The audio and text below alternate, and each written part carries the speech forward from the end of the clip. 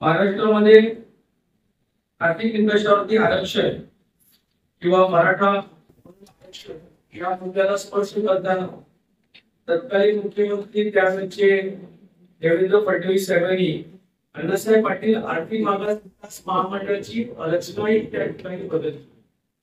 त्याप्रमाणे काही महामंडळामधून वर्षोवर्षी स्वतः त्या ठिकाणी कर्ज वाटप करण्याची परिस्थिती होती, त्याला थोडस बदल केला आणि व्यवसाय केंद्रित असणारं हे महामंडळ तयार केलं।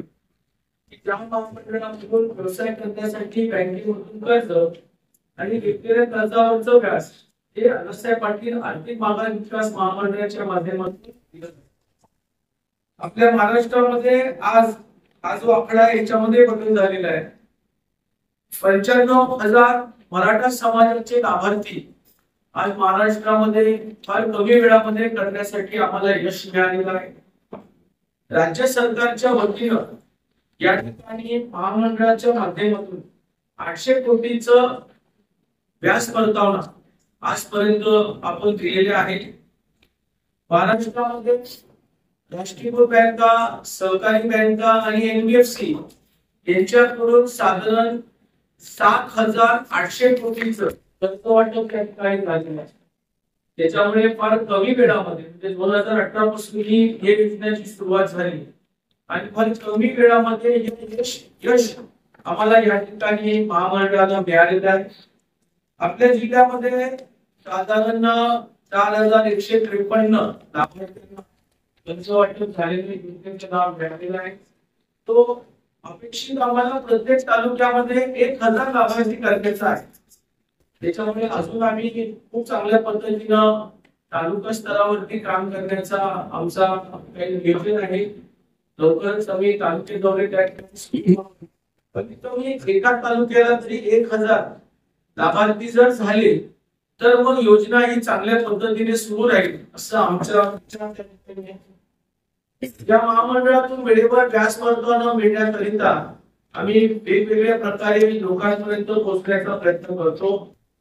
काही वेळा असा अनुभव येतो आम्हाला की खऱ्या व्यवसायासाठी काही लाभार्थी योजनेचा लाभ घेत नाही, घेतला तर तो व्यवसाय सुरू करत नाही।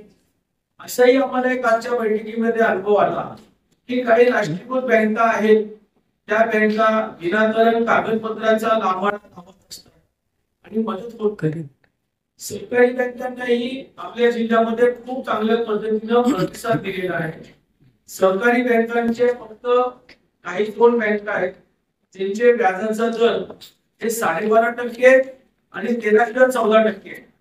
आम्ही आजच्या बैठकीमध्ये त्यांना आवाहन केलं की 2 बँका आहेत, त्या 2 बँकेनी 12% प्रमाणे आज महामंडळाच्या लाभार्थ्यांना व्याज परतावा लावतात, तर आपण त्या ठिकाणी 12% प्रमाणे लावाव्या, कारण महामंडळ 12% प्रमाणे व्याज परतावा देते।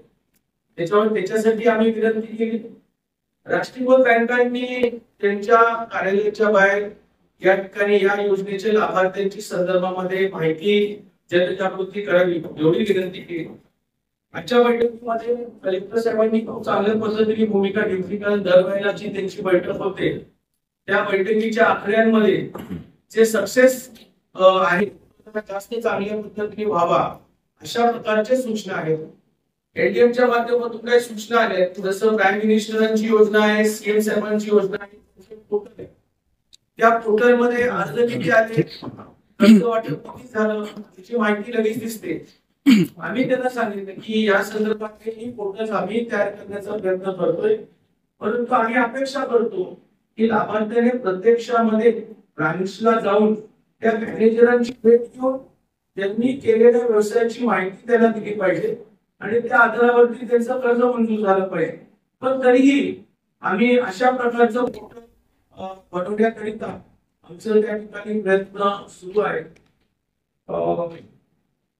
अजून खूप चांगला म्हणतात ना योजना आहे, लोकांनी जास्तीत जास्त योजनेचा लाभ घ्यावा। काही आमच्या मराठा चळवळीमध्ये काम करणाऱ्या कार्यकर्त्यांच्या सूचना आलेल्या, त्या सूचनेप्रमाणे काही चुका बँकेच्या आहेत, बँकेलाही आपण परिस्थितीची नोंद घ्यायला सांगितलेली आहे आणि बँकेने याला दुर्लक्ष न करता त्याची प्रलंबित प्रश्न किंवा कर्जाची योजना ही लवकरात लवकर मार्गीस लावावी एवढी त्यांना विनंती केली. महामंडळाच्या विषयावरती पुरेसं असं मी या ठिकाणी भूमिका मांडलेली आहे. तर माझ्या पत्रकार बांधवांनी आम्हाला ते प्रश्न असतील तर नक्की विचारावे. पहिला प्रॉब्लेम येतो की मॅनेजर परमतांशी असतो, त्याच्यामुळे हे राज्य सरकारची योजना समजून घेण्यामध्ये वेळ लागतो. पण आम्ही अपेक्षा करतो की राष्ट्रीय बँकांनी जास्तीत जास्त योजनेचा लाभ द्यावा. मला असं वाटतं की 20 ते 30% त्यांचं योगदान 60% असलं पाहिजे, पण जे 20 ते 30%च आहे त्याच्यामुळे आता ते टक्केवारी वाढवण्यासाठी आम्ही त्याला विनंती केली. अजून तसंच सोशल ऑडिट आम्ही केलेले नाही. म्हणजे उदाहरण सांगतो की कधी कधी असंही आम्हाला एक अनुभव आलेला आहे की योजनेमध्ये ज्या योजनेमधून बँकेमधून कर्ज घेतलेले तर प्रत्यक्षात ती योजना सुरू नाही केली, त्या पैशाचा वापर दुसऱ्याकडे केलेला आहे असं आम्ही सोशल ऑडिट मध्ये अजून दाखवलं नाही. पण आम्ही प्रयत्न करतो की बाबा खऱ्या कामाला कर्ज घ्या आणि खरा व्यवसाय करा. या उद्दिष्टाने आज आदरणीय एकनाथ शिंदे साहेब महाराष्ट्रामध्ये काम करतात, देवेंद्र फडणवीस साहेब काम करतात, अजितदादा पवार करतात. त्या विश्वासाला यश प्राप्त झालं पाहिजे याचा आमचा प्रयत्न. आम्ही दर आठवड्याला आम्ही वेगवेगळ्या तालुक्या जिल्ह्याच्या दौऱ्यावर असतो. गेल्या 15 दिवसापूर्वी मी जालन्याला होतो, छत्रपती संभाजी महाराज नगरमध्ये होतो, आज धाराशिव मध्ये आले, पुढच्या आठवड्यामध्ये परत सोलापूरला येतो. बँकर्स बरोबर आमची बैठक प्रत्यक्षात होत नाही, आमची म्हणजे महामंडळ बँक, पण जे जिल्ह्यामध्ये आमचे प्रतिनिधी काम करतात त्याला आम्ही डीसीओ म्हणतो, त्यांची तालुका स्तरावरती बैठका होत असतात आम्ही बीएलटीसी म्हणतो. कलेक्टर दर महिन्याला वेगवेगळ्या योजनेमध्ये आढावा घेत असतात.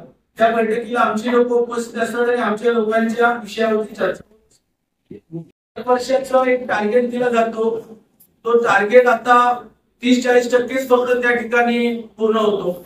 अपेक्षा कमीत कमी 80% तर असणं गरजेचं आहे. काही चांगल्या अडचणी येतात, त्या ठिकाणी वाईट येतात. जसं आमचं नैसर्गिक शेती आहे, दुष्काळ आला, अतिवृष्टी तर मग शेतीवरचं घेतलेलं कर्ज थांबतं, तर सिबिल खराब होतं आणि सिबिल खराब झालं तर बँक कर्ज देत नाही. अशा काही गोष्टी असल्यामुळे काहींचे चेक पण होतात. त्याच्यामुळे काही काही ठिकाणी अडचणी येतात, त्याला आम्ही सोडून पुढे जात असतो.